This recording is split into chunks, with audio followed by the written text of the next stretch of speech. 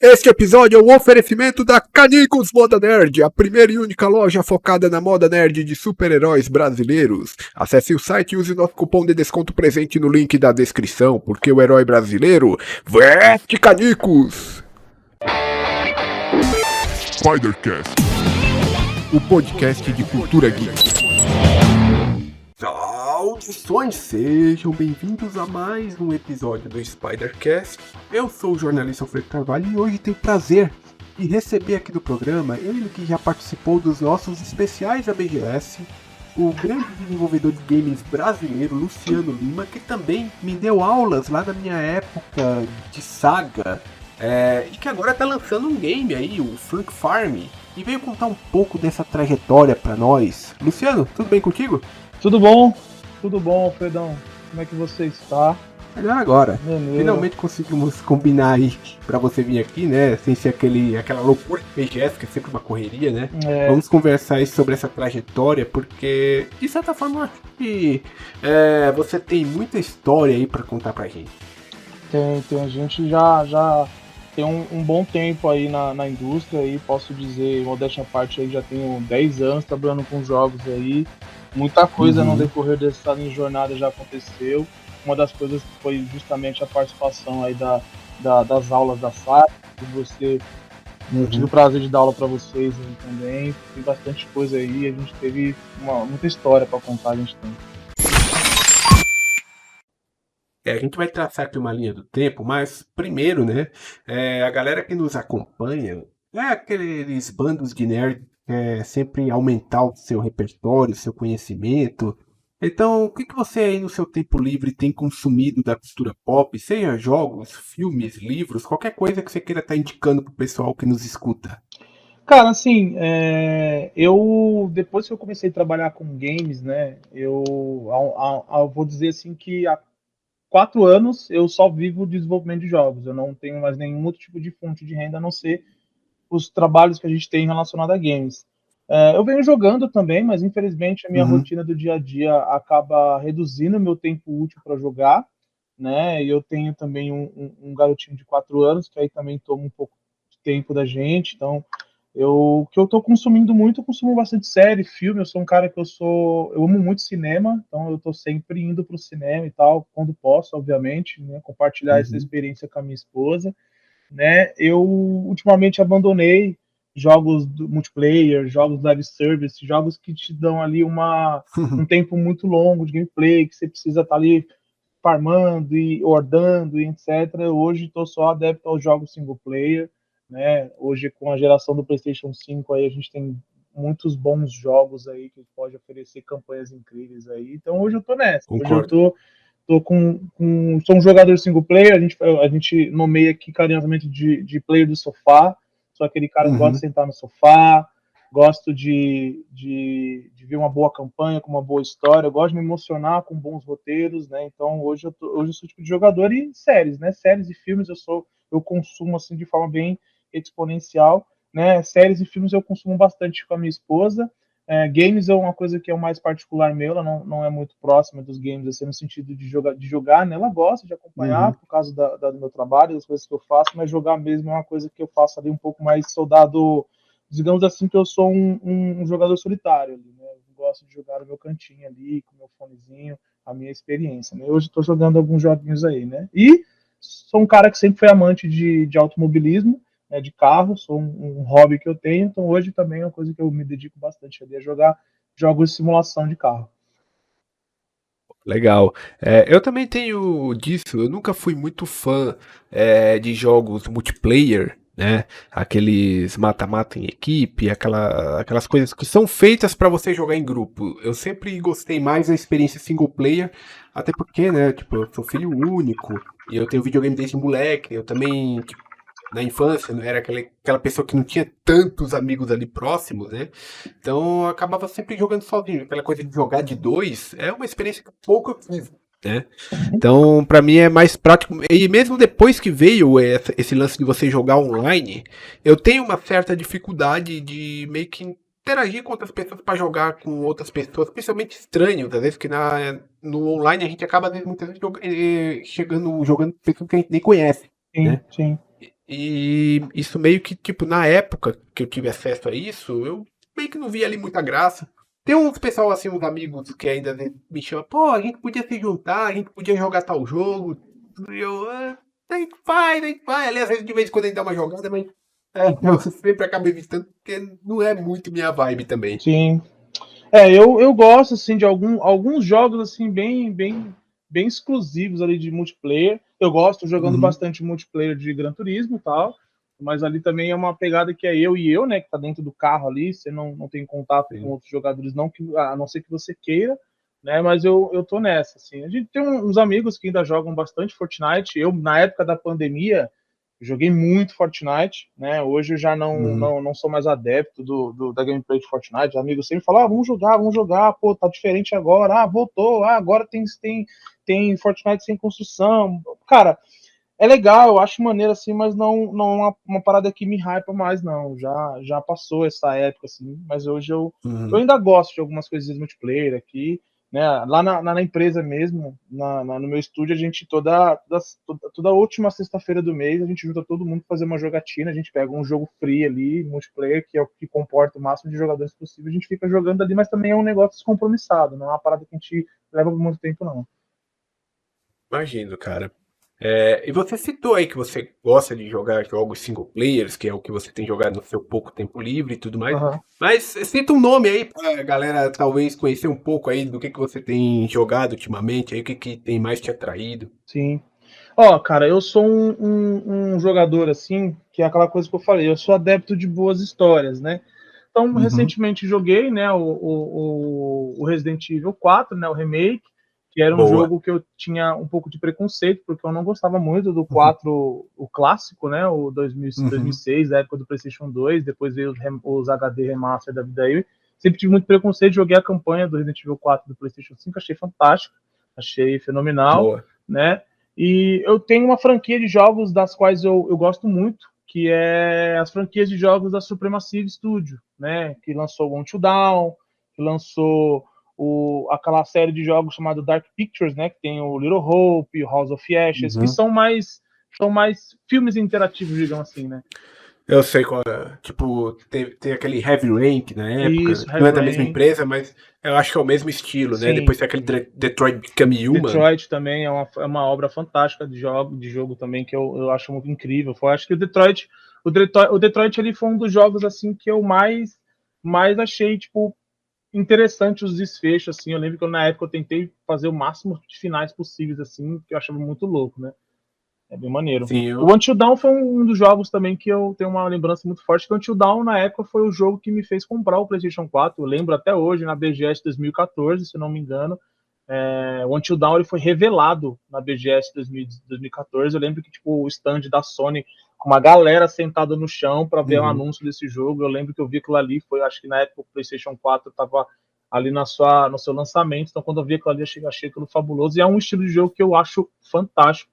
Eu gosto muito desse tipo de jogo, eu tenho vários aqui na estante, eu gosto bastante. E os mais clássicos que a gente conhece, né? Agora For e etc. Sim. Isso daí também, diga-se passagem, não posso falar, eu sou suspeito a dizer, né? The Last of Us. The Last of Us, para mim, Ah, sim. hoje, é a maior obra de jogos que nós temos em todo o tempo. Assim, não tem nenhum jogo que, para mim, eu considero melhor que The Last of Us em todos os quesitos. Para mim, The Last of Us, desde o primeiro até o parte 2, para mim, ele é perfeito em todos os quesitos.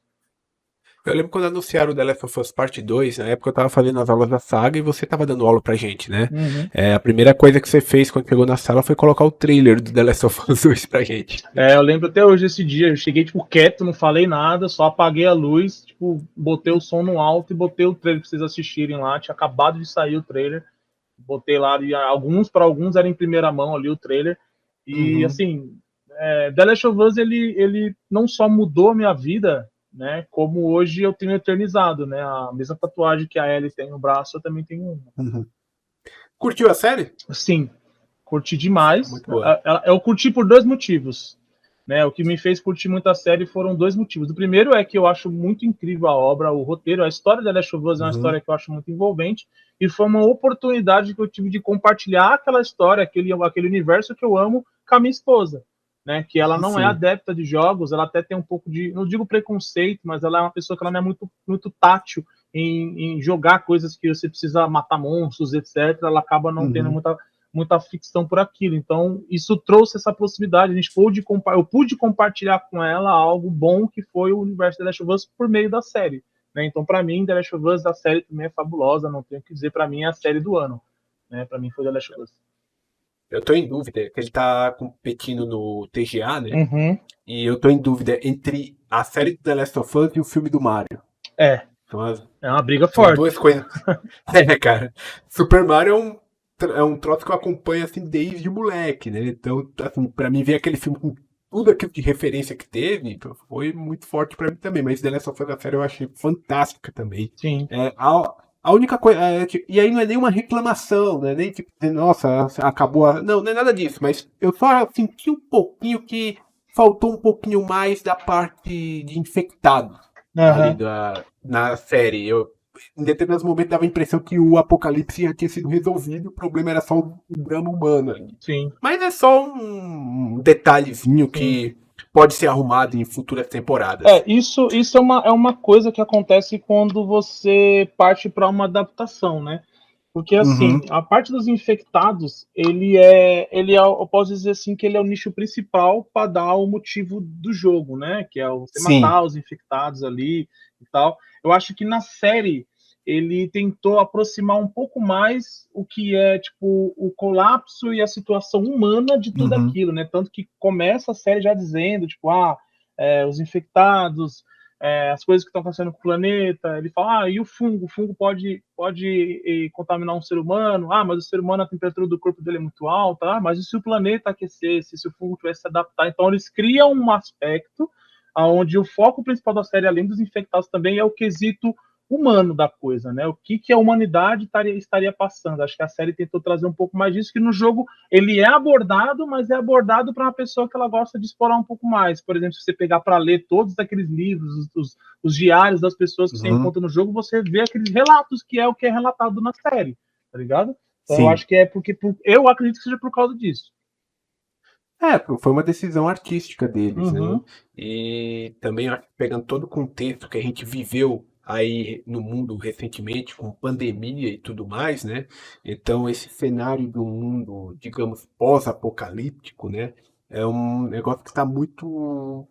A gente não passou nem de perto por esse mundo, é isso que eu quero dizer. Sim. Mas só da gente ter passado por uma situação que a humanidade se não estava acostumada a passar, meio que deixou uma cicatriz na gente. Deixou. Então, aquilo acaba conversando. Eu lembro quando The Last of Us Parte 2 saiu em 2020, na Na pandemia. pandemia. Então, foi um jogo que conversou com muita gente naquele período.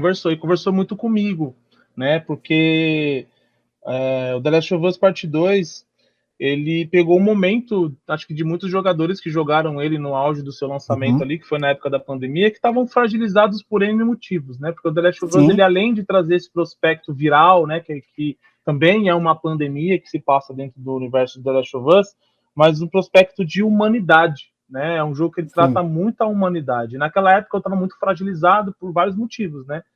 Não que isso seja uma fragilidade, muito pelo contrário, é o que me dá mais força. Meu filho tinha acabado de nascer, né? Meu filho era bebezinho ainda, eu estava morando, digamos que de favor, né? A minha empresa estava indo de vento em polpa por causa da pandemia, né? A gente quase teve que fechar o estúdio, a gente quase faliu, né? Mas graças a Deus aí a gente conseguiu retomar tudo e tá dando tudo certo. Então foi um momento que eu estava muito fragilizado, né? E eu no prospecto de tentar encontrar algum caminho para conseguir ter um suspiro, eu comecei a fazer stream. Eu comecei a streamar eu jogando o jogo. Mas não porque eu queria crescer como youtuber. Na minha cabeça aquilo ali era interessante para eu me conectar com pessoas. Eu me conectei com muitas pessoas por causa dessas lives que eu fiz. E foi muito incrível, porque as pessoas presenciaram a minha emoção, né, de eu ter finalizado o jogo junto com a galera. Eu lembro que isso era por 3 ou 4 horas da manhã, meu filho e minha esposa dormindo atrás de mim e eu soluçando de chorar quando acabou o The Last of Us. Parte 2, no caso, né? Sim, sim. Eu vi relatos de pessoas na época que elas não conseguiram terminar o jogo. Não porque elas estavam achando ruim, nem por nada disso, mas porque para aquele momento elas não estavam conseguindo lidar com aquela história. Elas falaram, não, deixa eu parar de jogar isso aqui porque não tá me fazendo bem. Uhum. O The Last of Us ele te coloca em situações de escolha que você humanamente você, no seu prospecto ético de pessoa, você fala assim, cara, isso não tá certo, tá ligado? Mas ele é Sim. um jogo roteirizado, diferente, por exemplo, dos jogos da Supremacy Studio, que você é responsável pelas escolhas e os resultados das escolhas que Uhum. você teve levam você a situações diferentes. O The Last of Us não. O The Last of Us ele foi um jogo que ele já foi pré-definido para acontecer aquilo, né? E você tem que seguir. Então teve momentos do jogo ali que você tinha que fazer uma ação que eu falei, cara, não faz sentido. Por que ela tá fazendo isso, tá ligado? Aí aos poucos você vai entendendo que é por causa da vontade da personagem e não sua, né? Exato. Vai ter um remake agora, né? Um remaster barra remake, sei lá. Acho que é Não muda muita o coisa. remaster do The Last of Us Part 2 pro PlayStation 5, né? Isso, e vai sair em janeiro. Aí eu provavelmente devo jogar o jogo novamente aí, porque eu só zerei ele uma Eu vez. também. É o tipo de jogo que a gente zera uma vez e acaba com a história, o principal, né? Não tem muito aquele incentivo de retomar pra jogar o jogo Sim. novamente, Eu, né? Mas, diferente disso, eu não zerei mais de uma vez. Eu joguei o The Last of Us. O Parte 2, eu só zerei uma vez. O The Last of também. Us 1 e o The Last of Us HD Remaster. O HD Remaster do PlayStation 4 eu salvei duas vezes. E do PlayStation 3, que foi o primeiro, eu salvei uma vez. O The Last of Us 1 eu só fui jogar ele no PlayStation 4. Ele saiu no finalzinho da geração do PS3. Na Sim, época eu tava ocupado com algumas coisas, acabei não jogando. E quando foi pouco tempo depois, vai sair pra PS4. Eu falei, então deixa eu jogar logo a melhor versão dele, né? Foi sim, a sim, minha primeira experiência. sim. E o remake eu acabei não jogando. Eu tenho o Parte É, 1, né? O Parte 1 aqui eu também tenho. Eu ganhei de presente da minha uhum. esposa, no Dia dos Pais. Não joguei ele para finalizar. Joguei um pouco, joguei até um certo período, mas não finalizei. Não. Vamos ver aí. Eu tenho uma pequena coleção aqui de coisas de The Last of Us aqui, né? Então, tá aqui junto com o meu mural. Não sou o próximo, mas conheço pessoalmente a Luisa Caspari, que é a dubladora da Ellie, né? Conheci Uhum. o Percy também, que é o dublador do Joey, mas a dubladora da Ellie eu tenho uma proximidade, ajudei ela quando ela fez um curta-metragem aí. Ela contou um pouco da vida dela e ela relatou coisas relacionadas ao The Last of Us, o que The Last of Us foi para a vida dela como profissional. Então, eu acabei participei não só compactualmente, mas financeiramente também, ajudei o projeto e tal. Boa. Foi bem legal. Eu já tentei trazer ela aqui ano passado. Só que na época a agenda dela, eu conversei com a assessoria dela e a agenda não bateu, Sim, sim. né? Ela é uma Eu pessoa vou, difícil de se acessar também. eu vou tentar depois. Vamos ver, quem sabe algum dia. Seria incrível. Se Mas você puder me convidar, eu ficaria muito feliz. convido, claro. Se eu conseguir, né? Eu já trouxe muitos dubladores aqui. Sim, Dubladores, desde dubladores pequenos, dubladores grandes. Agora eu tô numa jornada, praticamente, tentando trazer quase tudo quanto foi dublador que participou do Marvel's Spider-Man, né? legal. Mas já trouxe alguns. Uhum, Quando a gente estiver gravando isso aqui, já vai ter ido ao ar os episódios de alguns, né? Mas estamos aí, estamos conseguindo. Vamos ver legal. aí como é que vai ser. Eu peguei uma proximidade legal também com o Ricardo Juarez, que fez o Kratos do God of War. Né? Já veio aqui também. Ele é um cara fantástico. Eu escutei o episódio de vocês. Eu conheci ele no Boa. evento de lançamento do God of War Ragnarok, né? Lá na Login XP, lá na Vila Madalena e tal. Peguei uma proximidade, peguei contato pessoal dele, a gente bateu um papo. A gente até começou, talvez, fechar um negócio para ele fazer uma locução pra gente pro Flanfire, mas infelizmente acabou não dando certo. Mas Uhum. seguimos ainda amigos. Ele é um cara fantástico aí, eu gosto muito dele. Do God of War, eu já falei com ele, a voz da Freya, A Beatriz né, que Villa. é a Beatriz Villa, que não é mais Villa, né? Exatamente. A Beatriz, ela já veio aqui também. Eu já entrevistei a Bia várias vezes, gente boa pra caramba. Sim. Eu Mas, honestamente até pensei em participar do curso de dublagem dela, porque é uma parada que eu admiro muito a dublagem. Eu sou um cara que uhum. eu sou um fanzaço da dublagem brasileira. Então, quando você quer ver uma pessoa que fica ferrado quando alguém fala assim, assista filmes legendados, não assista filmes Ah, dublados, tá ligado? Não assista filme legendado. Não dê valor à dublagem nacional, que ela é fantástica. cara, e se você rolar minha playlist aqui dos episódios do Spider-Cast, você vai encontrar aqui muito episódio com dublador. Maneiro. Muito dublador bacana aqui. Se você curte o assunto, tem muito material aqui pra você consumir, cara. Legal, legal. Vou consumir sim. Você está ouvindo Spider-Cast, o podcast de cultura geek. Agora eu quero traçar aqui uma linha do tempo, né? até a gente chegar no Flank Farm, que é o jogo que foi lançado recentemente, né? Mas primeiro, como que os jogos, como que você entrou nessa área de desenvolvimento de jogos? Eu sei que você é um jogador e já joga há muito tempo, mas como foi que você falou, putz, agora eu quero trabalhar com isso, eu quero desenvolver jogos? Cara, a minha história para entrar dentro do mercado de games, ele é uma história muito legal no sentido de evolução, né? Uhum. Eu, além de desenvolver jogos, ainda toco administrativamente a empresa do meu pai, né? Boas partes das coisas administrativas da empresa do meu pai eu tomo conta, né? Eu sou sócio do meu pai também.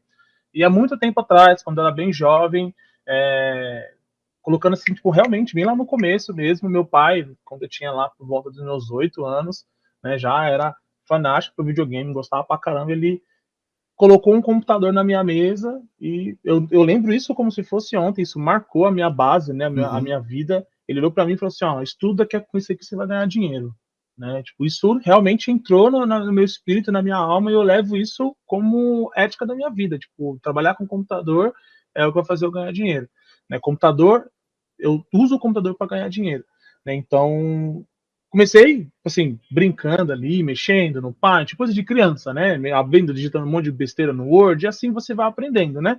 E eu sempre fui Sim. muito curioso mesmo de mexer no Uhum. computador ali, e sempre fazia umas cagadinhas lá, né? Tipo, mexia, quebrava um negócio e tal. Aí começou a minha jornada de querer mexer com o computador de forma um pouco mais profissional, né? Um dia, depois de várias vezes o computador ter quebrado, e várias vezes meu pai ter levado o computador para arrumar, às vezes eu pegava, ia lá na barraquinha, comprava um CD pirata lá de um jogo, colocava no computador e vinha com um diacho de um vírus e estragava o computador. Então, aí eu cheguei para ele um dia e falei assim, em vez de você gastar todo esse dinheiro para arrumar o computador, me paga um curso que ensina a arrumar que eu arrumo, tá ligado? E Uhum. nessa brincadeira, aprendi a arrumar computador, aprendi a mexer com o computador de forma profissional, e para ajudar meu pai, ele chegou um dia e falou assim, ó, meu pai hoje ele é projetista, né, ele é engenheiro, ele faz projetos de máquinas para N coisas diferentes, ele sempre catalogou as peças e os projetos dele em AutoCAD, né, ele fazia um Uhum. curso particular de AutoCAD, eu aprendi a mexer com AutoCAD tudo em 2D, só que durante as aulas, eu sempre via lá o ícone 3D, um negocinho 3D aqui, eu taco lá, e chegou ali, acho, faltando umas 2 aulas para acabar o curso particular, eu perguntei pro professor, e falei, isso aqui, como é que... E trabalhar com 3D aqui dentro, como que é? Ele olhou para mim assim, falou assim, me mostrou um pouquinho, né? Mostrou como fazer ali, ele fez um rolamentozinho, fez umas paradas, aí eu perguntei, eu consigo fazer jogo com isso? Aí ele falou assim, cara, não necessariamente você consegue fazer jogo, mas modelos 3D você pode portar para jogos de uma maneira mais funcional. Ele não soube explicar na Uhum. época, porque não era o nicho dele, mas aquilo me deu um gatilho, né? Então é isso que eu segui a minha carreira trabalhando com meu pai, mexendo com AutoCAD, catalogando tudo quanto era peça e projetos dele, né? Aí meu pai deu uma pequena quebrada, precisei trabalhar, aí comecei a trabalhar com TI, eu sabia mexer com computador no sentido técnico, entrei como field na Júlio Simões, né? De lá eu comecei a trilhar minha jornada de TI, né? E nessa brincadeira, ajudando meu pai, trabalhando com TI e tal, eis que um dia estou no Anime Friends, né? Tinha acabado de ser lançado o Xbox 360 no Brasil, vejo bem grande assim um anúncio de um lugar chamado Saga, Ah, bem grande, assim, um stand gigantesco, né? Ah, tem interesse em ganhar um Xbox 360? Pretende trabalhar com. Tem curiosidade de desenvolver jogos, trabalhar com objetos em 3D? Aquilo abriu meus olhos, né? Me inscrevi lá, deve ter colocado uns 40 papéis lá na urna. Aí, eis que passaram-se alguns meses, eu ainda trabalhando na Júlio Simões, ajudando meu pai, recebo uma ligação, fala, Luciano, aqui é da Saga. Eu, na hora, eu ganhei o Xbox, eu ganhei o Xbox. Ele, infelizmente você não ganhou o Xbox, mas a gente queria te oferecer, né, uma experiência, uma oportunidade para conhecer a nossa escola, você gosta de videogame e tal.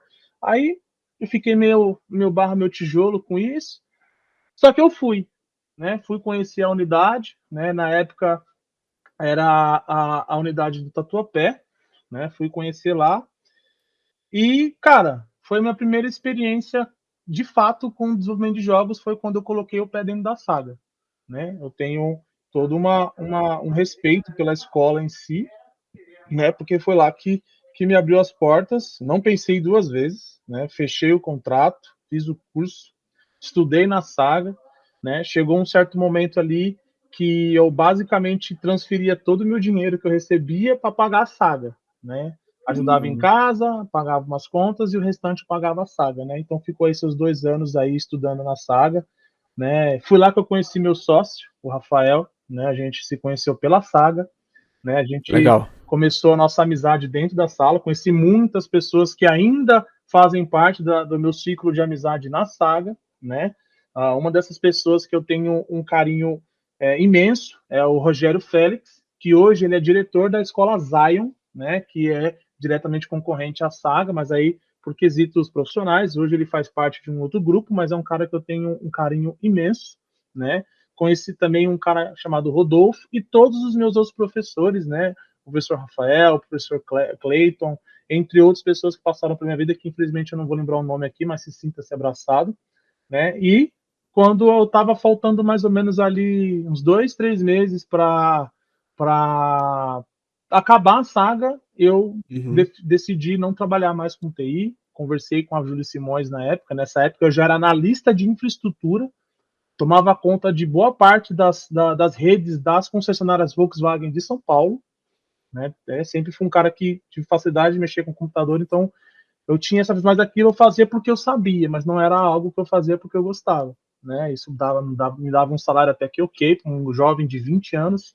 Nessa época eu já tinha acesso a Xbox, PlayStation 3, né? Já era uma pessoa que tinha acesso a muito videogame ali já, tinha PSP, computador gamer, né? Por causa da saga também, acabei comprando um computador para trabalhar e desenvolver e jogar também, então já estava ali fecundo, né? E acabei abandonando a área de TI e foquei só a estudar jogos, e foi aí que a gente criou o nosso primeiro filho, né? Nosso primeiro produto, nossa primeira base, que foi um jogo chamado Restless. Eu lembro desse jogo, você mostrou pra gente na época que você entrou lá pra dar aula pra gente. Quando eu entrei para dar aula para vocês, o Restless já tinha passado várias fases dele, mas o Restless ele começou como um jogo que a gente usou como o nosso produto, nosso TCC, né? Nosso jogo de conclusão do curso da saga. E por que eu gosto de mencionar o Restless, né? Tanto que até no Flank Farm tem alguns easter eggs do Restless lá. E porque o Restless ele foi um jogo que ele não só me ensinou muita coisa, não foi só um jogo que me colocou no mercado de trabalho de jogos, né? Não foi só foi por causa do Restless que eu comecei a dar Sim. aula para vocês na saga, né? Foi por causa dele e porque ele mudou ele fez uma virada de chave na cabeça do meu próprio pai.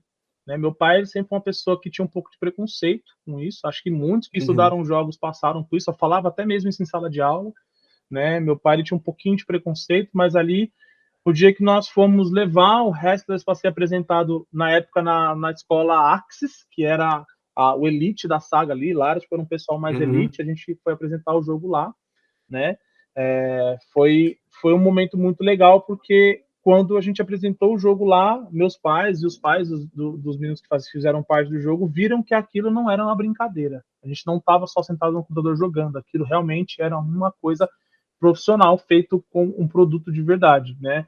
E meu pai sempre foi uma pessoa que ele deu muito respeito a pessoas que dão aula, professores, né? Meu pai sempre respeitou muito o professor, né? Então, quando ele viu que os meus professores aplaudiram a gente de pé, acharam um trabalho fantástico, ele realmente ele tá levando isso a sério, né? A partir dali, meu pai, a partir daquele momento, ele se tornou meu maior fã, e ele ainda é, né? Meu pai, ele é o meu maior fã, e é uma pessoa que, sim, de todas as pessoas que hoje eu pretendo dar orgulho, meu pai é o que está em primeiro, né? Se eu fiz alguma coisa, meu pai ficou orgulhoso por aquilo, a primeira parte do trabalho já foi feita, né? E daí por diante vem o restante, né? Então, a partir dali, a gente começou a nossa jornada.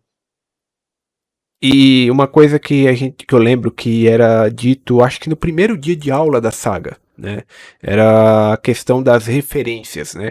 Que tudo partia de uma referência. Então, primeira aula, vamos pesquisar referência, né?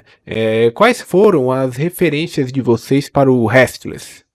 Cara, o Restless, ele foi uma junção das referências de muitos que faziam parte, né?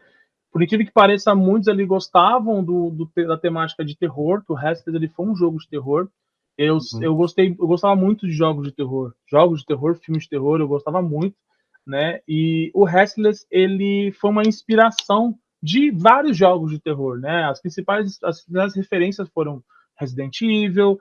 Eu que tenho uma franquia de jogos de terror que para mim eu considero como uma das franquias mais interessantes do universo de games, que é a franquia Fatal Frame, né? Então tinha várias coisas que eram referenciadas a Fatal Frame. Na época tinha um outro rapaz que trabalhava com a gente, que era o Bruno, que ele gostava muito da franquia de jogos Amnesia, né? Então tinha, cara, muita coisa. Então esses jogos ele trouxe também. Tinha um jogo coreano chamado Dreadout, que ele era um jogo indie que estava em desenvolvimento. A gente até se aproximou um pouco com a equipe que estava fazendo esse jogo. Esse jogo ele tomou um rumo totalmente diferente. Ele parou de ser um game, virou um produto de entretenimento, né? E a gente se aproximava muito porque ele tinha essa pegada do Fatal Frame, você tirar foto e tal. E a gente acabou pegando uma proximidade muito grande com essa galera. No fim, a gente acabou se distanciando. Eles seguiram uma coisa, a gente seguiram outra, né? E quando a gente começou a buscar referências pro Restless, tava em ascensão os jogos de terror. Tava bem na alta, assim, tinha muitos jogos indie de terror, então era bem legal, a gente tinha bastante coisa que a gente podia coletar. Foi na época do PT? Cara, foi antes do PT. Foi um pouco antes, sim, né? Mas mas foi bem próximo do PT ali. O PT ele já veio bem depois, mas foi bem próximo do PT. Um pouco antes. Legal. Até. Porque foi depois do PT que começou uma onda de muitos jogos de terror também, né? Sim. Esses jogos que você não tem muito como se defender, é só fugir. Sim. Né? E aí começou aquela coisa de querer impressionar pelo terror psicológico. Eu lembro que teve uma onda gigantesca de jogos de terror nesse período.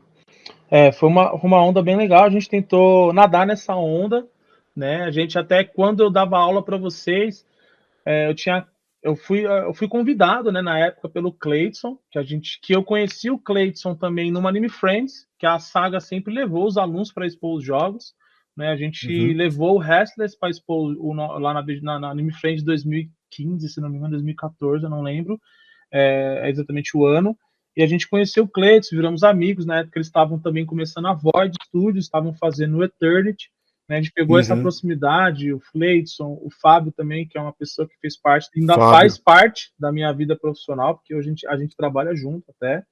Então, a gente conheceu e depois que eu abandonei, né, a área de TI, comecei a desenvolver jogo, eu fiquei sem trabalhar, de certa forma, só fiquei ajudando meu pai na empresa dele, aí eu fiquei meio que quebrado, o Cleidson me convidou, perguntando se eu não queria cuidar da parte de TI da saga, olha só. Eu fui para lá para cuidar da parte de TI, então eu fui, não estava sem dinheiro, sem grana, era fácil para mim, cara, organizei a escola rapidão, para mim era um trabalho muito tranquilo. Só que ao mesmo tempo que eu trabalhava ali, eu sempre estava desenvolvendo. E chegou momentos que professores da saga vinham perguntar coisas para mim, né, de Maya, de Unreal, de ZBrush, então naquela época eu estava trabalhando bastante com as ferramentas, hoje eu concentro boa parte do meu trabalho com Unreal, mas eu trabalhava bastante com Maya e o ZBrush, então as pessoas iam perguntar muita coisa para mim. E eis que a coordenadora da escola, né, chegou para mim e falou: você não quer testar da aula? Né, me mostrou um pouco a comparação de salário, era um pouco maior, trabalhava um pouco mais, mas era um pouco maior, tinha aberturas para crescer e por aí vai. Aí eu aceitei. E, obviamente, isso foi uma tática da escola para cobrir um buraco que era o Play Game, que era a turma de vocês. Né? Eu lembro. Foi na época que eles decidiram que não ia ter mais Play Game na saga. Exato. Naquela saga de Guarulhos. Sim. E aí, por conta disso, né, eles decidiram que a nossa turma seria a única turma que ia manter o Play Game. As outras eu não lembro qual foi a decisão, se tinha que ir para uma outra escola que ficava não sei aonde. Eles foram para Santana e alguns para Tatuapé na época.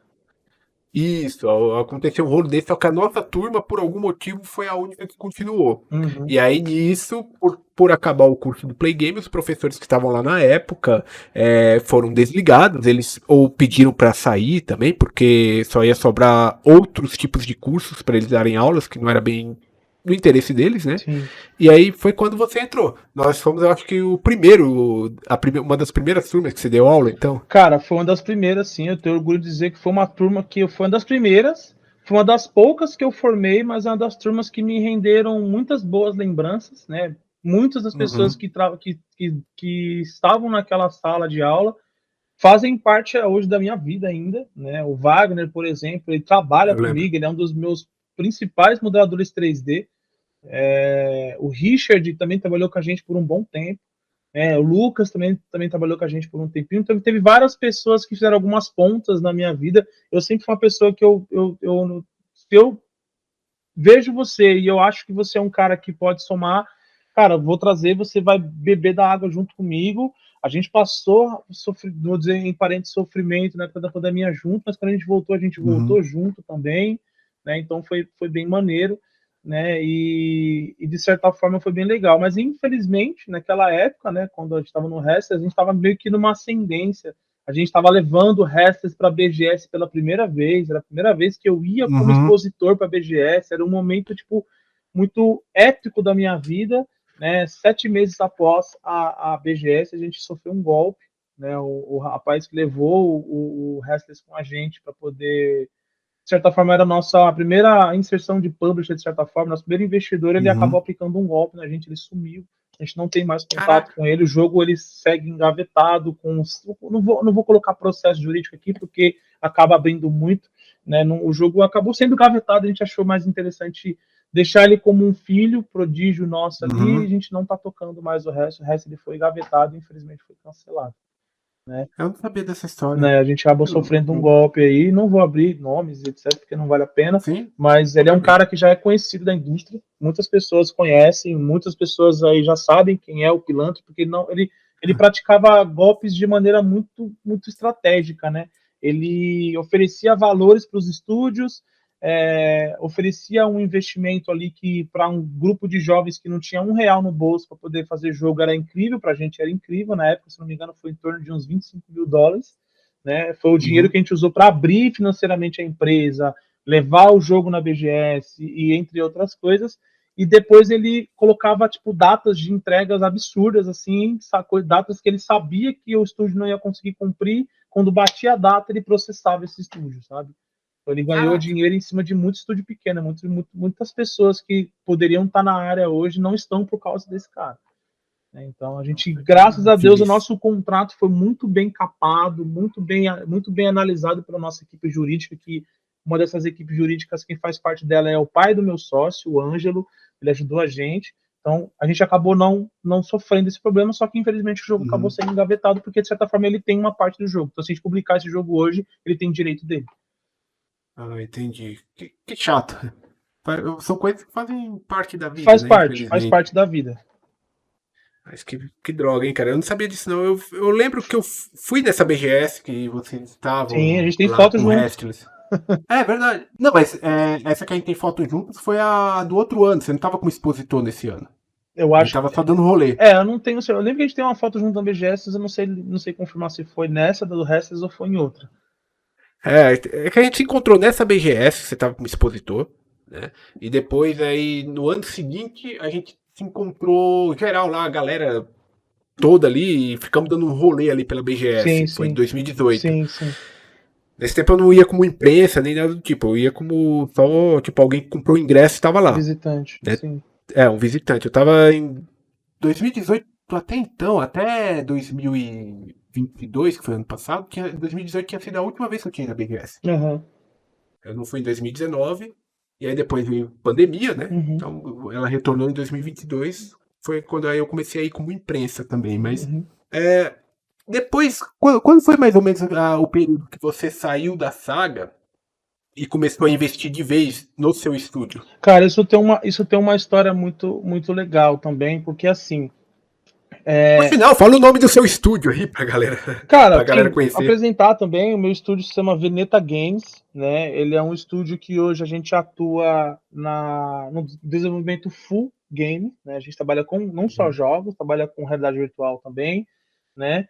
E a historinha de como eu cheguei nesse ponto é interessante, né?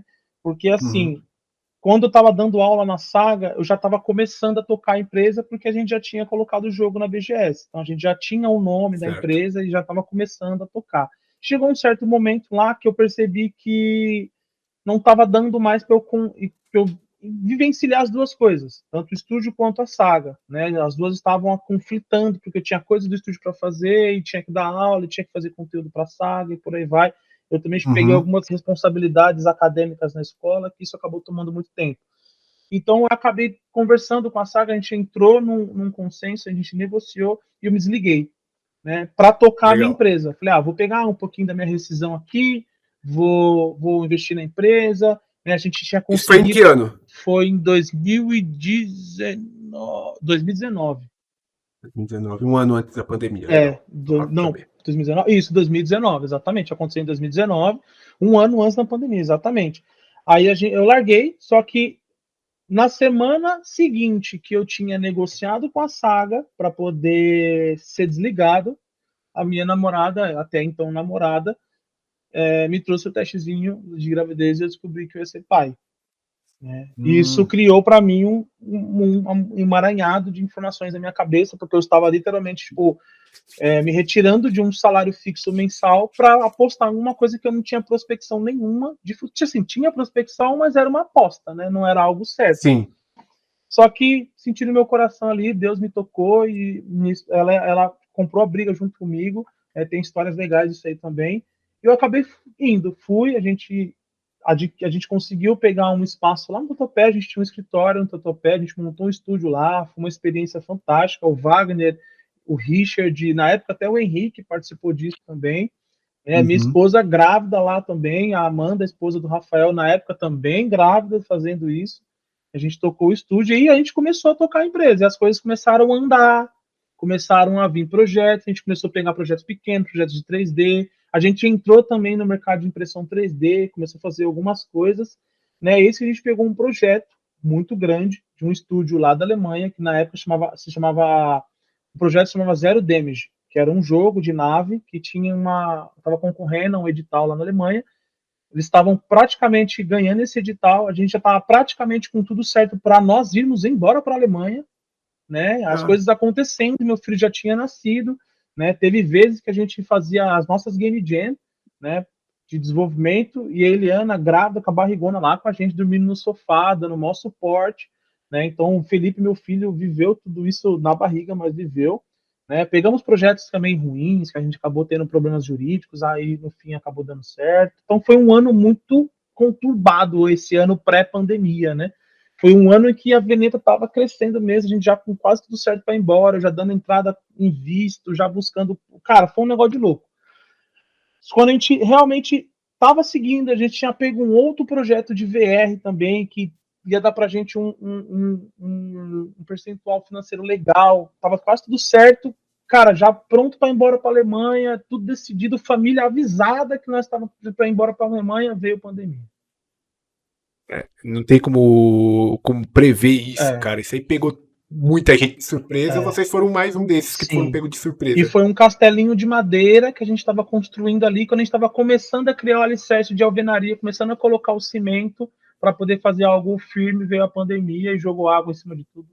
E boa parte dos contratos que a gente tinha foram, infelizmente, encerrados por motivos óbvios, né? A pandemia acabou Uhum. quebrando muita empresa. Lá na Alemanha, Sim. a pandemia foi muito forte lá. Muitas pessoas morreram lá, então essa empresa acabou não tendo mais como dar suporte para a gente, não tinha como ir para lá mais também. Esse projeto de VR, gente, é um projeto de VR, então as pessoas precisavam usar o hardware, estava começando a fazer a implantação, teve que parar. A empresa que estava contratando também trabalhava, é uma empresa que faz treinamento de brigada de incêndio, eles estavam transformando os treinamentos que eram locais deles em realidade virtual. Então era um negócio muito legal, infelizmente acabou se acabando e a pandemia meio que ceifou muita coisa aí, né? A gente tinha projetos de impressão 3D que a gente estava tocando, a gente tem uma empresa de maquiagem chamada Color Make, tinha fechado um trabalho com a gente, que eles iam fazer um evento, e nesse evento todos os troféus do evento, que eles tinham algumas competições, iam ser impressas pela gente, para Uhum. ganhar uma graninha legal em cima disso. Infelizmente também não rolou, né, por causa da pandemia. Então a gente perdeu muita coisa. A gente realmente, eu tive que eu entrei num limbo assim de, não digo depressão, mas eu fiquei bem mal por causa disso. A Sim. coisa que a gente demorou para construir, a gente acabou perdendo por causa da pandemia. Esse baque que é muito comum de ter causado na pandemia em muitas pessoas, principalmente quem tinha projetos e teve que do nada ou ver esses projetos indo embora ou ter que adiar os planos e tudo mais, né? Só que depois, estamos aí 3 anos após a pandemia, acho que 3 anos, Uhum. né? Como foi essa volta por cima? Tipo, tá, beleza, caímos aqui, mas como foi se levantar? A vida continua. A vida continua. Cara, assim, por que a gente conseguiu se levantar?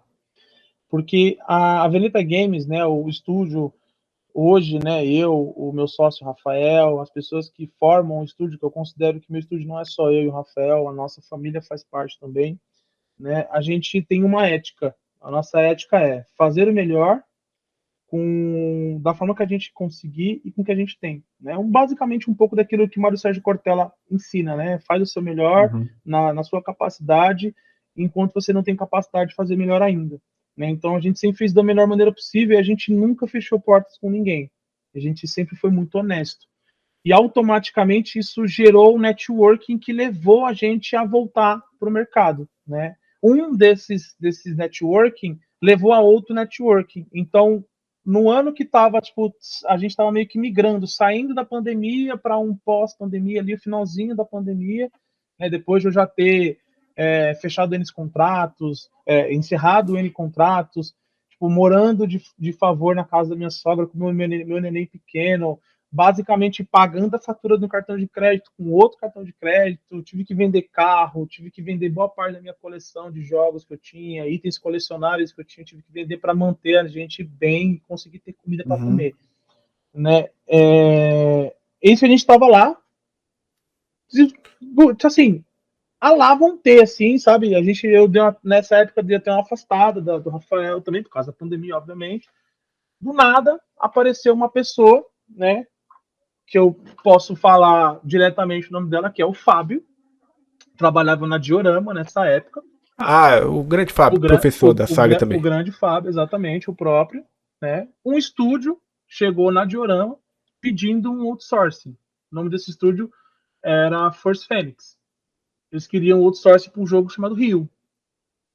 E na época a Diorama não estava conseguindo dar esse suporte e eles indicaram, né, procuraram entre os parceiros dele, algumas pessoas podiam indicar outros estúdios que podiam pegar esse outsourcing e indicaram a gente.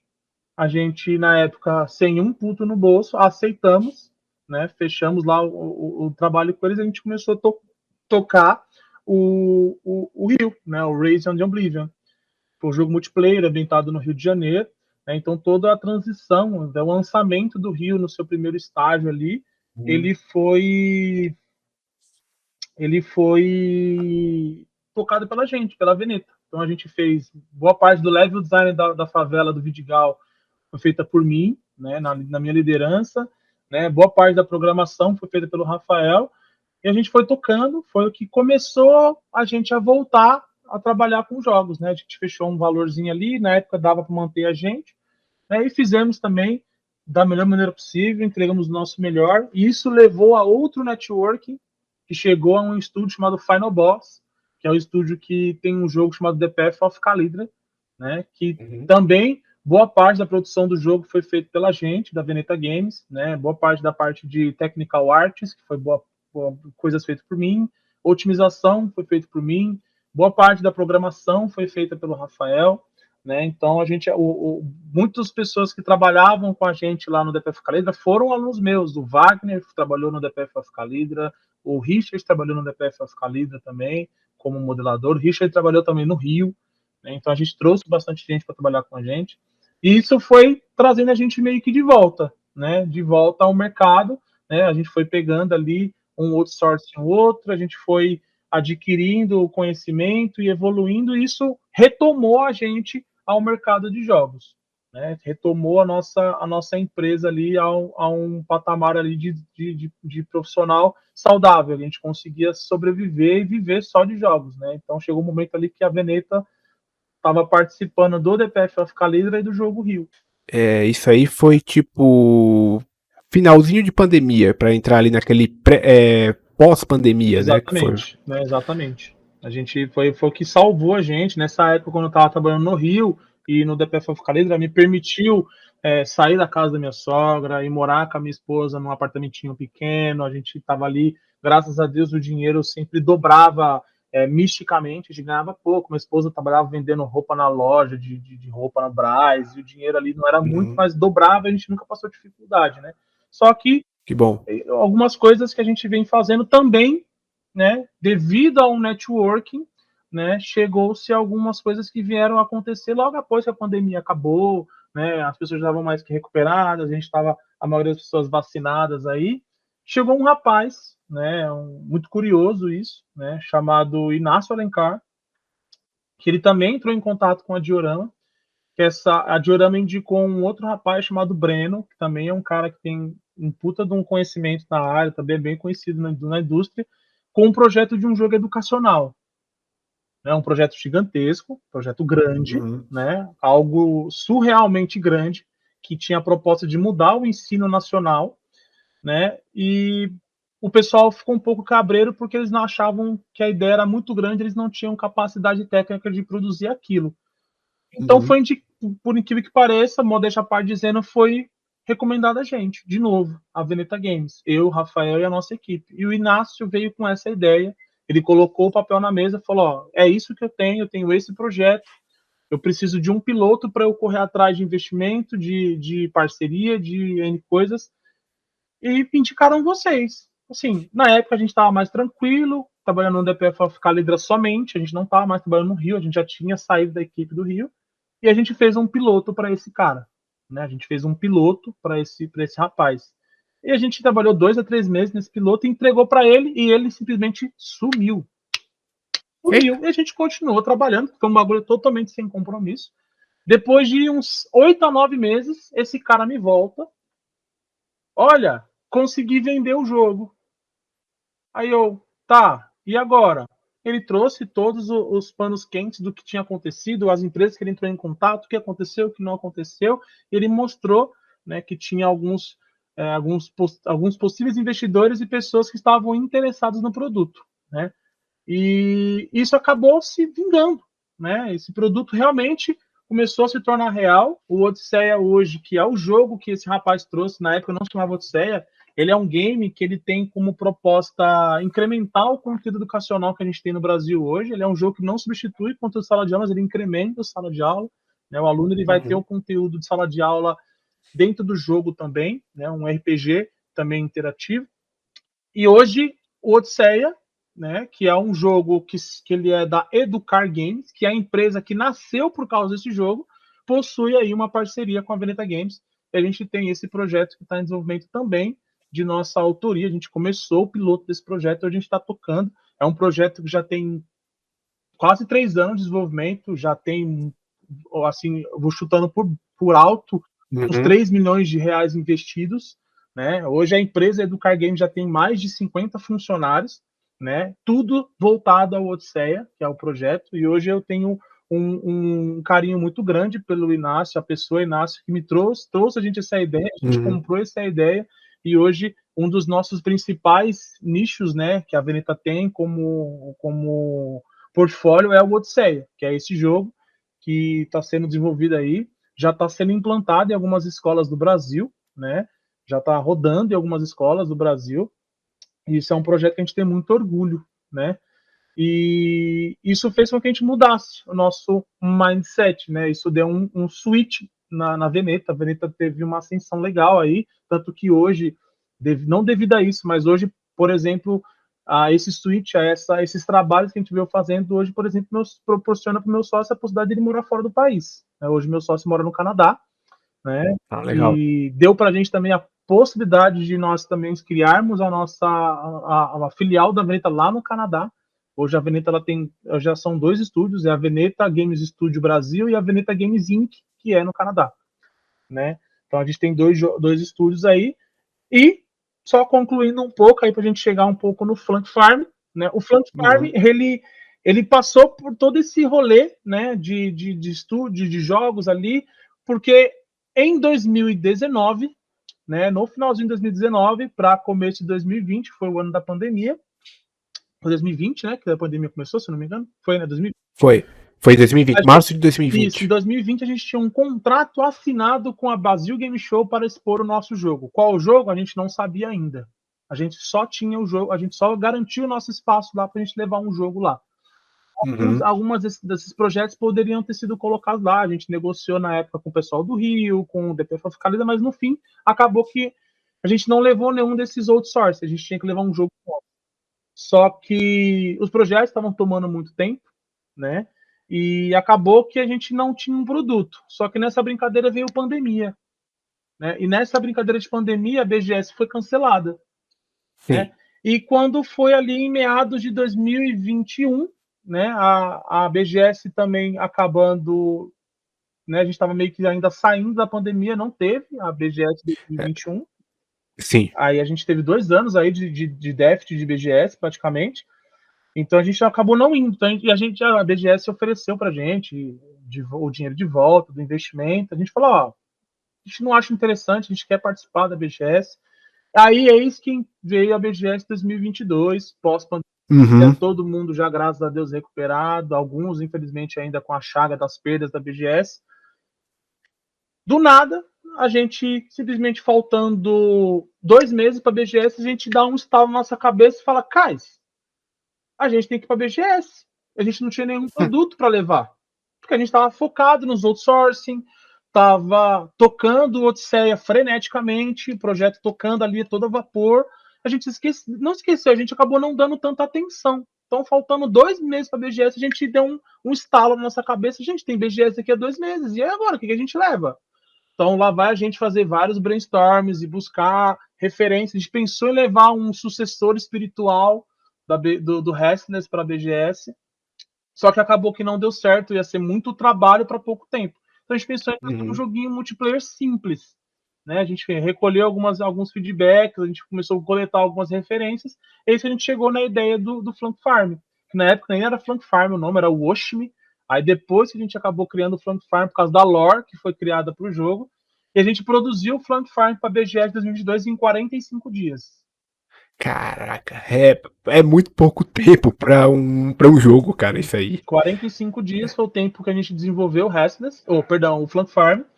A gente trabalhou nele de forma bem rushada mesmo para a BGS. Né? A gente trabalhou para a BGS, correndo atrás de coisas. A gente até mesmo no próprio stand do Flank Farm, a gente compartilhou, né, dividido com as coisas do Flank Farm e do Odisseia. O Odisseia também estava lá. A empresa a Educar Games ajudou, né, a gente a estar na BGS também, do todo esse carinho, esse respeito aí do Car Games que ajudou a gente a estar levando as coisas para lá também. A gente levou o Odisseia para lá também, rendeu algumas parcerias também para o Odisseia no sentido comercial e foi muito legal, né? Então a gente levou, foi um sucesso, digamos assim, que a gente teve uma certa vantagem, a gente teve duas coisas muito boas que relacionaram o Flank Farm na BGS, foi que como a gente foi um único estúdio indie que manteve o contrato mesmo depois da pandemia, a gente podia escolher qual stand a gente ia ficar. Então a gente escolheu o primeiro do corredor, né? O primeiro stand do corredor indie era o nosso. Eu lembro disso. Esse ano quem tava com o primeiro era o pessoal da Statera. Exatamente. E naquele mesmo lugarzinho a gente ficou em 2022, né? Eu lembro. E além disso, né, a gente acabou retomando o contato com algumas pessoas. Uma delas foi uma pessoa que eu já mencionei aqui, que foi o Rogério Félix. A gente tem uma parceria hoje com a Escola Zion. Né? A Escola Zion hoje é parceira tanto da Veneta Games como da Educar Games. Né? A gente hoje contrata alunos, né? A Zion ela faz vários eventos ali de incentivo para os alunos. A gente vai visitar, a gente participa desses eventos, acaba trazendo alunos para fazer processo seletivo com a gente. Tem alguns alunos da Zion que estão lá aqui e na época, né? A gente acabou fazendo uma parceria com a Zion lá. Eles ajudaram a gente a estar na BGS também, né? E a gente sorteou um PlayStation 5 lá na BGS e tal. A Zion, tô aqui para vocês fazerem volume lá na BGS e tal. A gente conseguiu um volume legal, a Zion ajudou a gente nessa. Né? Então a gente tem mais um parceiro aí também, levou a gente para a BGS e a gente acabou trazendo esse conteúdo para a BGS 2022, que rendeu para a gente parceria de desenvolvimento, rendeu nosso patrocínio. Hoje a Veneta Games é patrocinada pela Red Dragon, né? Hoje todos os nossos colaboradores, eles trabalham com setup full Red Dragon, né? A gente todo mundo é full Red Dragon. O Flank Farm proporcionou isso pra gente, né? Aos 45 do segundo tempo da BGS 2023, a gente foi com a cara de pau nossa lá mostrar o produto para Red Dragon. A Red Dragon curtiu muito. A única questão, o questionamento deles é que se dentro do jogo poderia ter o personagem deles, que é o Draquinho, que hoje é um dos personagens do Flank Farm, né? Então, o ano de 2023 foi um ano repleto de evoluções para a gente, né, da Veneta Games, com o Odisseia, com o Flank Farm, né, com a ajuda desses parceiros da Zion, da Red Dragon, né? Então, a gente colocou o produto Red Dragon dentro do Flank Farm, os personagens usam periféricos Red Dragon, tem um quarto temático de lobby que a boa parte dele é temático com coisas da Red Dragon. O Draquinho, que é o mascote da Red Dragon, tá lá, é um personagem jogável, né? E já chegando um pouco perto do final, vou dizer final dessa história, porque não acabou e não vai acabar tão perto, se Deus quiser. A gente foi para a BGS 2023, a gente não tinha intenção de ir, porque infelizmente estava muito caro para a BGS esse ano. A Red Dragon ofereceu para a gente um espaço. Falou: ó, vocês são um parceiro ponta firme, o produto de vocês é muito legal, a gente quer levar o Flank Farm para a BGS como uma das ativações da BGS 2023. Né, a gente, legal, a gente ficou muito feliz, ficou muito animado. A única coisa que eles precisavam é assim, a gente, como parceiro, a gente precisa de ajuda, né? E a Red Dragon precisava de ajuda para criar ativações para a BGS. E eis que a gente fizemos brainstorms e nós da Veneta Games criamos 3 jogos totalmente originais para a BGS e para a Red Dragon. Então, não sei quem foi, se algum dos seus telespectadores visitou a BGS e foi no stand da Red Dragon e participou daquelas ativações que eram 3 joguinhos que você jogava, fazia uma pontuação e poderia ganhar brindes, podia ganhar até mesmo a pelúcia do Draquinho. Foi jogos produzidos pela Veneta Games, em parceria com a Red Dragon, né? E isso trouxe para a gente a possibilidade de estar presente na BGS 2023 em parceria com a Red Dragon e colocou à prova o Flank Farm. Lá foi o teste de fogo mesmo, onde a gente validou que o Flank Farm realmente estava pronto para ser lançado. E agora, no comecinho do mês de novembro, dia 17 de novembro, graças a Deus a gente lançou o Flank Farm. Tivemos alguns probleminhas no começo, mas agora já está tudo contornado, está tudo certo. O Flank Farm segue aí lançado. E esse vou colocar um pouquinho, né? Um pouquinho da minha história com jogos. Tem muitas coisas que eu acabei não mencionando, porque eu também não lembro, ou não era cabível dizer. Então, esse é um pouco da minha história. E espero que seja uma história legal para vocês aí. Agora eu vou parar de falar um pouquinho. Não, primeiro que não vai parar de falar agora não, porque tem mais coisa que eu quero perguntar aqui. Show, vamos lá. Cara, não existe história desinteressante, né? Eu acho que da maneira como você contou aí, acaba sendo um incentivo para muita gente, né? Que, sei lá, sonha em trabalhar com isso, ou que está sonhando em trabalhar com qualquer outra coisa, e às vezes a gente passa por dificuldades, por momentos que a gente fala, putz, será que eu vou conseguir? Será que dá certo? E você mostrou aí que tem que tentar, né? A gente acaba conseguindo, independente da área que você quer trabalhar. Isso é uma coisa que a gente esquece quando está acontecendo com a gente, mas acontece com todo mundo, ou com quase todo mundo, né? Não é uma exclusividade nossa, isso daí. É assim, infelizmente tem pessoas que acabam não conseguindo, né? A minha não foi uma jornada muito fácil, mas a gente conseguiu ainda, não é fácil, tem muito, todo dia a gente tem ali que enfrentar o dia ali, tem problemas, a gente acabou se posicionando, a gente hoje, por exemplo, a Veneta Games, além de estar tocando, né, o Odisseia, além de estar tocando o Flank Farm, a gente acaba pegando o outsourcing de outros estúdios do Brasil também, porque a gente acaba fazendo networking. A gente tem uma equipe muito legal lá na Educar Games, né, que é participada com a Veneta aí. Né, o Fábio mesmo trabalha com a gente hoje, ele trabalha tanto com a gente como na Diorama. Né, isso é uma coisa que também para mim é um orgulho bem grande de poder trabalhar com ele, porque de certa forma ele me ensinou muita coisa. Né? Então, Sim. Hoje a gente trabalha junto, é uma parada que eu falava com ele direto quando a gente trombava nos rolês de game dev da vida. Eu falava, a gente vai trabalhar junto um dia ainda, mano. Ainda vai voltar a trabalhar junto. A gente bem distante, ele na Diorama, eu aqui no meu estúdio, trabalhando com meus joguinhos indie, ele já lá na Diorama com algo um pouco mais avançado, já tendo relacionamentos com jogos AAA, mas eu nunca deixei de ser humilde a ponto de de estar ali também presente. Ele também sempre foi um cara muito parceiro, e a gente hoje podemos dizer que fazemos parte da mesma equipe, né? Eu não trabalho para a Diorama, ele trabalha para a Diorama, mas hoje nós temos projetos coparticipados, né? Ele também presta serviço para a gente, e a gente está junto aí nessa jornada. O Fábio, eu acho que foi o terceiro episódio aqui desse podcast. Terceiro ou quarto? Show. Foi um dos primeiros que eu chamei aqui. Agora, e ele já tem trabalhou na Blizzard, também fez trabalho pra Blizzard, pra Ubisoft. Fez um trabalho para as empresas grandes aí. Sim, o Fábio ele tem um portfólio legal ali, ele é uma referência muito grande para a indústria. O Fábio ele praticamente quase entrou para ser um evangelista da Epic Games. Ele é um cara que ele é muito influente, né, no mercado de jogos aí.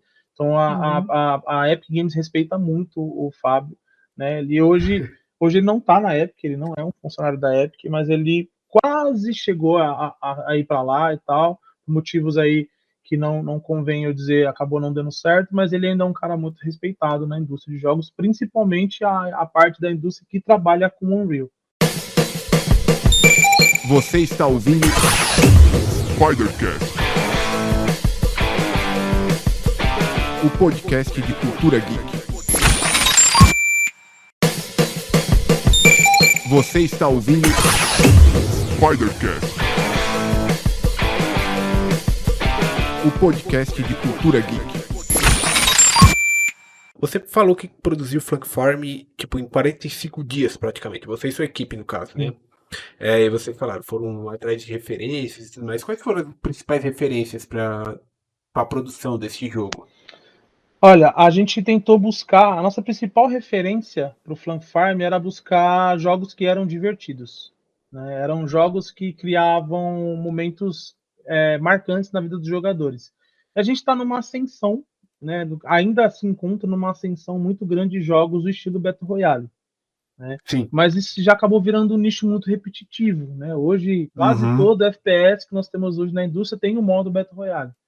Então, isso acaba ficando maçante demais. Então, a gente quis tentar usar recursos do Battle Royale de uma forma diferente, né? E tinha um estilo de jogo, né? O estilo de jogo Brawl, que é o Brawlhalla, Brawl Stars, Smash Bros, né? Até mesmo Multiversus, que era um jogo que tinha um combate, não um combate direto. Tá? Hoje o foco não era matar o seu inimigo ou derrotar ele, mas sim jogar ele para longe, tirar ele fora da arena.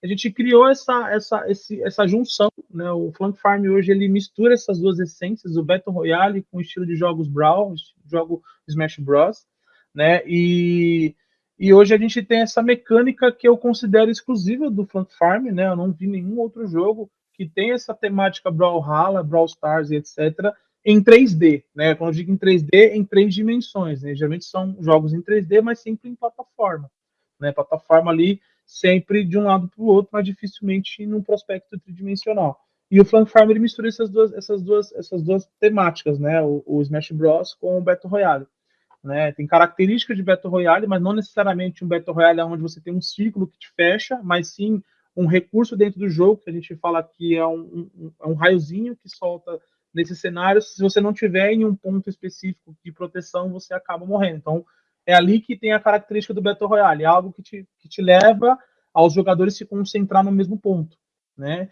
E a característica do Smash Bros é que cada vez que o seu personagem leva um dano, ele fica mais leve, assim como o seu inimigo também. Cada vez que ele leva um dano, ele fica mais leve, e a missão é você jogar o seu inimigo para fora da arena e tentar não sair fora da arena, né? E tem uma lore dentro do game, né? A lore do jogo é uma lore bem simples, né? Um doutor maluco, ele tinha a intenção de criar, né, algumas invenções ali, ele tinha o desejo de dominar o mundo, né, e o super-herói, né, o super-herói do bairro, ali a gente criou ali como uma lorezinha, acabou capturando esse doutor, né, e o filho desse doutor tem o desejo de resgatar o pai. Ele, inteligente quanto o pai, acabou criando esses lacaiozinhos, esses personagens, para poder conseguir resgatar o pai dessa prisão. E a lore do jogo o personagem, o doutor, ele cria esses lacaiozinhos e coloca ele para batalhar dentro da arena. E lá na lore do jogo, o personagem, né, o lacaio que sobrevive, o mais forte é o lacaio perfeito que ele vai usar para conseguir resgatar o pai, né? Dentro do jogo tem toda essa lore contada lá e os personagens, eles são de formas variadas, né? Não são personagens iguais. Cada um tem o seu estilo de gameplay totalmente individual, né? Tem as suas skills totalmente individuais, ele tem as suas passivas totalmente individuais, e daí a gente cria essa mecânica, né? A nossa principal dificuldade hoje mesmo, principalmente com o Flank Farm, é conseguir balancear isso, né? A nossa não vou dizer dificuldade, né? O que a gente encontra ali de trabalho é conseguir balancear isso daí para que o gameplay fique perfeito. Hoje, os personagens que nós temos dentro do universo ali, dentro do Flank Farm, estão bem balanceadinhos, então você consegue jogar com eles, e um deles, como eu já disse, é o Draquinho, que é a pelúcia, é o personagem da Red Dragon. É tipo. Mesmo, é um trabalho muito parecido com jogos de luta, né? Sim. Jogos de luta tem isso também. Ele lança e você tem que ficar balanceando o personagem. Às vezes um personagem pode estar muito quebrado, pode estar dando dano excessivo. Então sai uma atualização, corrige aquele personagem. Eu imagino que é mais ou menos isso que vocês fazem hoje em dia com o Flank Farm, né? Exatamente. A gente está sempre construindo, tendo ideias de personagem. Tem alguns outros personagens que estão para vir nas próximas atualizações, né? Uma coisa que eu posso já adiantar aqui exclusivamente para o canal Spidercast aí, tá para vir uma atualização com uma temática de Boa. Natal, né? A gente vai trazer algumas coisas legais aí para a galera que está curtindo o Flank Farm. Já tá para vir mais um personagem para o jogo, a gente já está desenvolvendo mais um outro personagem, né? E o mais interessante, que diferente dos jogos que nós temos hoje, infelizmente, todo o conteúdo que está dentro do Flank Farm é possível de se adquirir somente jogando. Se você não quiser gastar R$1 no jogo, você consegue bloquear tudo do jogo só jogando. Você pode comprar, você pode abrir a carteira se quiser, mas você tem a possibilidade de adquirir tudo jogando. Sim, a gente ainda não tem implementado no jogo o recurso de compra, né, de cash dentro do jogo, mas sim é algo que a gente pretende colocar, porque assim, gente, a gente é um estúdio indie, é um estúdio pequeno, tem muitas coisas de recurso que a gente coloca no jogo, que vai dinheiro, vai servidor, vai, por exemplo, você precisa fechar ali um contrato com uma gerenciadora de pagamentos, a gente já está falando com a Exola, já está falando com a PagSeguro, com a Boa Compra, com a própria plataforma de venda da própria Epic mesmo. Então a gente precisa ter cautela, analisar a melhor forma e ver como a melhor forma que poder funcionar dentro da Unreal e ter os contratos de publicação nas lojas, que é a Steam, a Epic, tudo isso tem que ser analisado antes, porque quando você coloca um jogo que tem compras dentro do jogo, o termo de uso do jogo tem que ser diferente, o usuário tem que ter ciência de que o conteúdo lá você precisa gastar dinheiro para comprar ele, ou entre outras coisas. Cara, chega um nível que é além do desenvolvimento, já começou a virar mais administrativo, contratual, entre outras coisas. Mas E manter servidor também é caro, né? É caro. Hoje a gente aí tá na jornada para fazer o Flank Farm tomar ali, a gente pensa assim, quanto mais pessoas jogando, mais caro vai ser o nosso servidor. Mas quanto mais pessoas jogando, mais possíveis outros jogadores irão jogar, e assim mais vendas, e assim a gente vai conseguir fazer uma hierarquia saudável. O jogo tem um custo, mas hoje ele já se paga, no futuro a gente pretende lucrar com ele, e assim sucessivamente, né? A gente diz que se o jogo hoje ele conseguir se manter, a gente não precisar, por exemplo, tirar R$1 do nosso bolso para conseguir manter o jogo vivo, ele já é um sucesso. Né? Sim, com Ele certeza. já é um sucesso, a gente já pode, por exemplo, começar a ter brainstorms para, além de coisas para implementar o próprio jogo, como também fazer outros jogos. Né? A gente está também na busca aí de lançar o jogo nos consoles.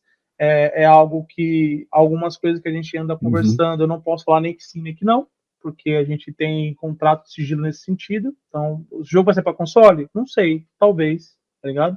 Então a gente está nessa jornada aí também de busca dos consoles aí.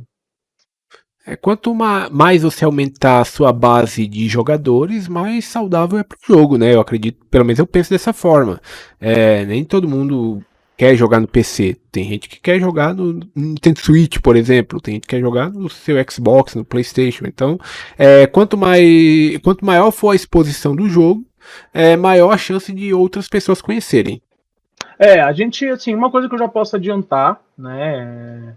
Infelizmente, o jogo a gente não conseguiu. Já é uma coisa que eu já posso falar, porque já é real, tá? O jogo não vai sair para o Nintendo Switch, pelo menos não por enquanto. É uma pena.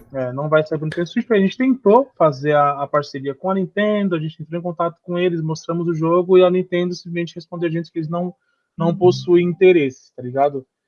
Uhum. É uma pena porque é um jogo que tem muito a cara do Switch também. É um jogo que a gente acreditava que poderia ser algo que pudesse agregar ao conteúdo da Nintendo, mas acredito eu também que poderia um pouco, vou dizer assim, sei lá, a palavra correta, não vou, é estranho falar, mas poderia roubar, por exemplo, o público do Smash Bros. Da Nintendo. Eu não acredito que meu jogo teria esse poder, tá ligado? Mas tirar o foco, né? Tirar o foco, acho que não. Acho que a Nintendo deve ter visto como um possível concorrente, não sei também, né? Mas a gente, assim, beleza, a gente não tem nenhuma rixa com a Nintendo, tá tudo certo, é isso, a gente continua nosso trabalho aqui. Se um dia vocês quiserem voltar a negociar, a gente está totalmente aberto aqui. Então, a Nintendo, você tá vendo esse chat aqui, tem alguém da Nintendo do Brasil que esteja escutando o Spider-Cast, a gente tá aqui, ó. O jogo tá lá, é bonitinho, ó, e funciona no Switch, porque a gente sabe que funciona, porque o jogo também vai ter um port pro mobile. Eu conheço algumas pessoas da Nintendo Brasil, são todos. São pessoas muito gente boa, né? Só que assim, eles precisam. E também não falando mal da administração da Nintendo, longe disso. Mas são pessoas que eles precisam lidar com a estrutura administrativa da Nintendo, né? Então, por exemplo, do meu lado, eu sou imprensa. Cara, eu tenho muita dificuldade, às vezes, para receber determinados conteúdos da Nintendo para poder produzir meu material, sabe? Recentemente, eu de surpresa, cara, eu fui pego esses dias com o Super Mario Wonder. Maneiro, legal. Tipo, mas era um troço que eu já não tava mais nem esperando, assim, sabe? Foi bem depois do lançamento do jogo. Mas aconteceu. Sim. Então, assim, de vez em quando acontece. Mas não é diferente de outras empresas, ou empresas grandes, sabe? Que você consegue um contato com eles muito mais fácil, mas ainda tem aquela coisa um pouco mais. Tipo, parece que eles ainda estão ali presos nos anos 90, sabe? Eles não entendem. Às vezes eles entendem, mas ao mesmo tempo eles não entendem como as coisas funcionam hoje em dia. Então, assim, tem que ir com paciência com a Nintendo. Quem sabe, tipo, não aconteceu agora, mas quem sabe quando eles lançarem um sucessor do Switch, seja o momento também de vocês colocarem o jogo de vocês lá, Sim. sabe? Tem que ir com paciência com eles. Estamos aqui, a gente não tá de portas fechadas, a gente agradece a oportunidade de mostrar o jogo para a Nintendo, mas não despertou interesse deles. A gente recebeu um e-mail formal informando que a Nintendo não despertou interesse em publicar o jogo para o Nintendo Switch. Bem, seguimos aqui e é isso. Você está ouvindo Spider-Cast, o podcast de cultura geek. Eu quero agradecer primeiramente pela sua presença aqui, por você ter reservado esse tempo para vir bater esse papo comigo. Eu espero que para ti tenha sido uma experiência tão boa quanto foi para mim. E eu vou deixar agora o microfone aberto para você fazer sua divulgação, onde a galera pode te encontrar nas redes sociais, onde a galera pode acessar seu trabalho. O microfone é seu, cara. Bom, Fredão, primeiro eu vou agradecer pelo espaço, né? É uma coisa que eu acredito que é uma virtude do brasileiro, né? É se ajudar. Muitos se ajudam, né? Eu desejo muito que isso que você está fazendo dê muito mais certo, né? Em conversa que a gente teve no nosso particular na BGS, eu falei para você que tem muitas coisas que eu acredito que deveria e vão acontecer aqui com o seu produto também, né? Terei o orgulho de poder falar, eu vi isso crescer, participei e tenho orgulho de dizer que algo muito legal está acontecendo lá, né? Hoje eu não digo que eu sou uma pessoa pública, mas também não sou, tá ligado? Muitas pessoas do mercado de jogos me conhecem, né? Outros só ouviu falar, mas hoje as minhas redes sociais são todas abertas. Se você procurar Luciano Lima no Instagram, você vai me achar lá, né? Luciano _Lima _91 no Instagram você vai me achar. Se você procurar Luciano Lima no Facebook, você também vai me achar. E as redes profissionais que a gente vai ter é o Instagram da Veneta, né? Se você pesquisar Veneta Games Studio você vai achar também a gente lá. Veneta Games no Facebook você vai achar também a gente lá. Se pesquisar Flank Farm Game, você vai achar o Instagram do Flank Farm, né? Então, essas são as nossas redes sociais. Hoje o Flank Farm já se encontra publicado na Epic Games e na Steam, né? Hoje o jogo ele é bem baratinho, ele custa em torno de R$20, se não me engano, na Steam, e 25. Boa. Que são variações de preços diferentes, são acordos diferentes, né?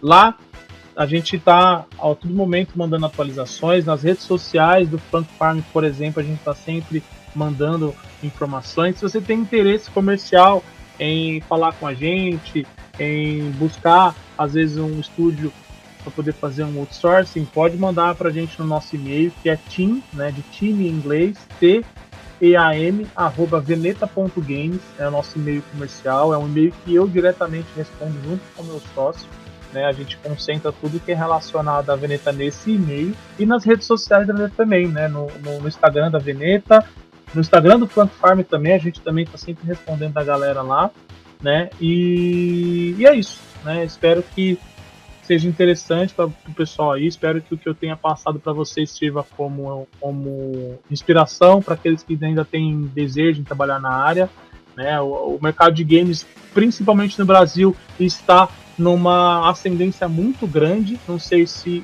você já viu, mas agora, há 4 horas atrás, a própria Gamescom confirmou que vai ter uma Gamescom no Brasil. Então, gente, vocês conseguem entender que isso é um marco para a indústria. Só existe três Gamescom no mundo: a Gamescom na Europa e a Gamescom na Ásia. E agora a Gamescom na América é no Brasil. Eles podiam fazer nos Estados Unidos, mas preferiram fazer no Brasil, junto com a Big Festival, que é um evento fantástico também. Então, o mercado de jogos no Brasil está em ascendência, está crescendo mais, né? Nós somos um dos maiores públicos. O PlayStation 5 o Brasil é um dos maiores consumidores de PlayStation do Brasil, né? Então a gente tem do mundo. O Brasil é um dos maiores consumidores de PlayStation do mundo, né? E olha que tá difícil, viu? A Sony tá aumentando. O preço do PlayStation 5 deu uma barateada agora, mas o console é caro pra caramba. O PlayStation Plus tá caro pra caramba. A Sony não tá facilitando, mas o público ainda segue firme e forte. Não vou puxar o saco, tá? Porque eu também sou suspeito a falar, porque eu sou um amante de PlayStation. PlayStation pra mim foi a minha base, né? Mas assim, as pessoas acabam falando: mas a PlayStation Plus ficou mais caro, ficou mais barato para alguns, ficou mais caro para outros, né? Assim, eu falo, cara, é você entender o valor do produto. Você, na semana em que a própria Sony, aumentou o preço da PlayStation Plus para R$500, uma semana depois ela deu de graça o Callisto Protocol, que é um jogo de R$300. Né? Deu de graça não, né? Ela incluiu no serviço, né? Isso, de certa forma, cria um valor. É um valor compensatório, né? Eu, assim, sou um adepto da PlayStation. Muitas pessoas gostam. O PlayStation 5 é um console fabuloso, né? E tanto que quando lançou você quase não conseguia comprar, porque as pessoas compraram a rodo, né? Foi um sucesso de vendas aí, principalmente no Brasil. Então, entenda, se você tem um desejo ainda, se tem alguma dúvida em entrar no mercado de jogos, hoje é muito fácil de encontrar lugares que pelo menos te dá uma porta de abertura, né? Uma abertura de porta, aliás, né? Antigamente era difícil encontrar instituições de ensino, tinha era Saga, um cursinho ou outro que ensinava 3D aqui, agora tem inúmeros, tem faculdade na área de jogos, né? A Morumbi, a gente tem aí a FATEC. Eu sou ex-fatecano, né? Eu estudei jogos digitais na FATEC, né? Não concluí, mas sou um ex-aluno FATEC, né? Que possui também ali, eu fiz um network muito grande com a galera de lá. Mandar um abraço aí pro coordenador do curso, Alan, que é o coordenador do curso de jogos lá da FATEC. Então, o mercado ele tá aí, gente. E tem espaço para todo mundo, tá? Tem espaço para todo mundo, o mercado tá crescendo, né? Agradecer também a Deus que me deu a vida e a possibilidade de poder estar trabalhando aí. E que todos aí que tenham o desejo de trabalhar com jogos, né, não tenham medo. É um mercado muito interessante profissionalmente. Não é fácil, tá? É difícil como qualquer trabalho, tem estresse como qualquer trabalho, mas a indústria de jogos é uma indústria muito legal. É muito legal. Eu recomendo aí. Hoje eu amo o que eu faço e não me vejo fazendo outra coisa que não seja fazer jogos. Isso aí, galera. Sigam aí o Luciano nas redes sociais, acompanhem o trabalho deles. E vocês que nos acompanharam até este ponto, sigam a gente aqui no Spotify, para ajudar a gente a continuar crescendo nas demais plataformas de áudio também. Estamos lá no YouTube, se inscrevam, deixem sua curtida, comentem, digam o que vocês acharam aí do episódio, você que chegou até aqui. Quais foram as partes que vocês mais gostaram. Sigam a gente nas redes sociais, contato _Spider, que é a rede social oficial do Spidercast, que é onde eu posto sempre sai episódio novo, a agenda da semana, tudo vocês acompanham por lá. E tem minhas redes sociais pessoal, que eu também coloco coisas do Spidercast lá também, o Carvalho _Alf. Vocês, por essa arroba, vocês me encontram tanto no X como no Instagram. E é isso, galera. Vocês que nos acompanharam até aqui, muito obrigado a todos e eu aguardo vocês na próxima edição do Spidercast. Até lá! Você escutou Spidercast, o podcast de cultura geek.